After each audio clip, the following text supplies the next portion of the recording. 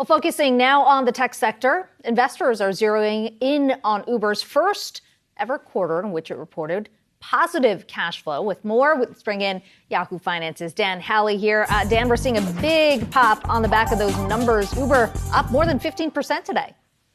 That's right. You have the positive cash flow number, but not just that. They also managed to beat on bookings. Let's just go over the numbers real quick. Gross bookings came in at $29.1 billion. That's versus $28.8 billion. That's a nice beat there. Mobility grossings also beat with $13.4 billion versus $12.5 billion. And delivery gross bookings were a little bit light at $13.9 billion versus $14.4 billion. Now, they did swing for a big loss of $2.6 billion in the quarter, but they attribute that to $1.7 billion in pre-tax headwinds related to revaluations of some of the stocks that they have some of the companies they have holdings in.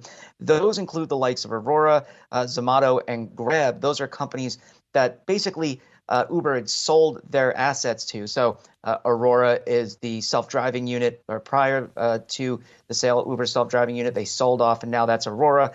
Zomato was a food delivery business in India that Uber had that they sold. And then Grab is obviously a cab company in Southeast Asia that Uber had sold its properties to. And so they have stakes in all of those. And so those revaluations really stung it. But they said that drivers are more interested in the platform. They said new signups were up 76% versus the same time in 2021.